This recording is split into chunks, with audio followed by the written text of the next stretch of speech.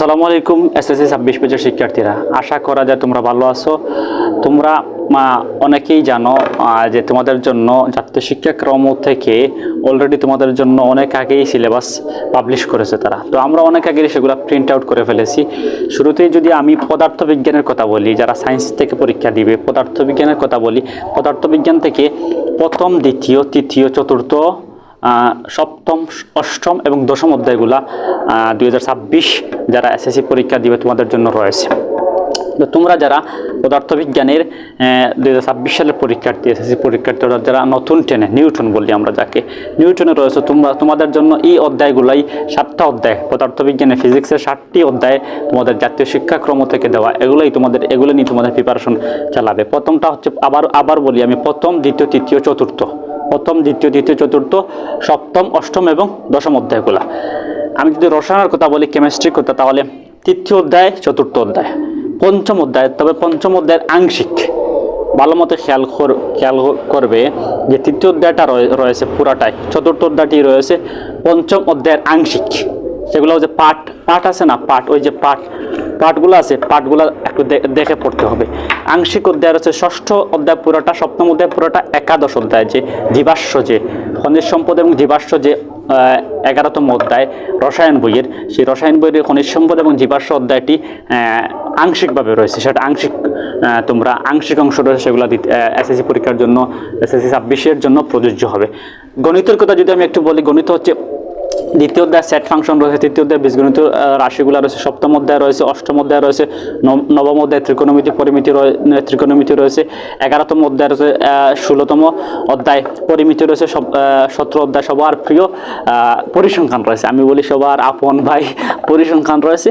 তো এই অধ্যায়গুলো রয়েছে। আমরা সেগুলো অলরেডি অনেক আগেই সেগুলো কালেক্ট করে সেগুলো আমরা প্রিন্ট করে আমাদের ক্লাসে ভাবে প্রোভাইড করছি আমাদের কোচিং সেন্টার। তোমরা যারা একটু গুছিয়ে প্রিপারেশন নিতে চাও, তোমরা অবশ্যই আমাদের অধ্যয়ন কোচিং সেন্টারের বিকল্প নেই, অধ্যয়ন কোচিং সেন্টারে চলে আসবে। সব কোর্সেই আমরা সায়েন্স, আর্টস কিংবা আমরা যে অন্যান্য যে ভোকেশনাল সব কোর্সে আমরা পড়িয়ে থাকি, বা আমাদের ব্যাচগুলো সমূহ রয়েছে। তো গণিতের জন্য আমি প্রথমত দ্বিতীয় অধ্যায় আবার বলি, গণিতের দ্বিতীয় অধ্যায় সেট ফাংশন, তৃতীয় অধ্যায় রয়েছে বীজগণিত রাশি, তারপরে সপ্তম অধ্যায় ব্যবহারিক জ্যামিতি, অষ্টম অধ্যায় বৃত্ত, নবম অধ্যায় হচ্ছে ত্রিকোণমিতিক অনুপাত, তারপরে 11তম অধ্যায় হচ্ছে, একাদশ অধ্যায় হচ্ছে বীজগণিতীয় অনুপাত ও সমানুপাত, 16 অধ্যায় হচ্ছে পরিমিতি এবং সপ্তদশ অধ্যায়টা হচ্ছে পরিসংখ্যান। তো এগুলা তোমরা গুছিয়ে প্রিপারেশন নিতে হলে অবশ্যই অধ্যয়ন কোচিং সেন্টারে চলে আসবে। পাশাপাশি আমি যদি ইংরেজি দিতে, অনেকটা আতঙ্কের নাম, সায়েন্স, আর্টস, কমার্স কিংবা ভোকেশনাল সবার জন্য একটা আতঙ্কের নাম ইংরেজি দ্বিতীয় যে সাবজেক্টটি, সেটির মধ্যে হচ্ছে আমরা সাধারণত অনেকেই জানো যে ইংরেজিটাকে গুলিয়ে দিই। অধ্যয়ন কোচিং সেন্টার ইংলিশকে একবারে অনেকটা শরবত বানিয়ে ফেলে। তো তোমরা সাধারণত এইখানে দেখতে পাচ্ছ যে আমাদের যে ইংরেজি দ্বিতীয়র যে টপিকগুলো, সেই টপিকগুলো দেওয়া আছে, যে gap filling with close, substitution table আছে, রাইট ফর্ম অফ ভার্বস আছে, চেঞ্জিং সেন্টেন্স আছে।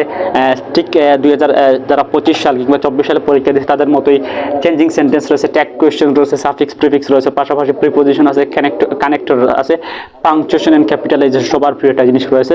তারপরে রাইটিং পার্টে যে 40 মার্ক, গ্রামার পার্টে 60 মার্ক থাকছি। রাইটিং পার্টে যে 40 মার্ক, সেটার মধ্যে রয়েছে যে রাইটিং প্যারাগ্রাফ রাইটিং, তারপরে writing email or letter or application, তিনটা থেকে যে কোনো একটা হবে। তারপরে রাইটিং শর্ট কম্পোজিশন, এই কম্পোজিশনের মধ্যে হচ্ছে মার্ক 20, প্যারাগ্রাফের মধ্যে হচ্ছে 10, 30, আর আপনার ইমেইল অথবা লেটার কিংবা অ্যাপ্লিকেশনের মধ্যে হচ্ছে 10। তো এই মোট 40 মার্ক হচ্ছে রাইটিং পার্টে, আর গ্রামার পার্টে হচ্ছে 60 মার্ক। তো যদি এগুলো সিলেবাস নিতে চাও, অবশ্যই আমাদের পেজে কিংবা যেখান থেকে ভিডিও দেখছো ওইখানে ইনবক্সে যদি নক দাও, অবশ্যই ভিডিও সেই সিলেবাসটি পেয়ে যাবে পিডিএফ আকারে, কিংবা যদি এখান থেকে নিতে চাও বা কিংবা পিকচার নিতে পারো, যে কোনো ওয়েতে নিতে চাও, যেখান থেকে ভিডিও দেখবো এখানে ইনবক্সে নক দিলে হয়ে যাবে। তো আমাদের এইখানে সাধারণত এগুলো আমরা খুবই সুন্দরভাবে গুছিয়ে এসএসসি 26 পেজের ক্লাসসমূহ নিয়ে থাকি এবং নিচ্ছি।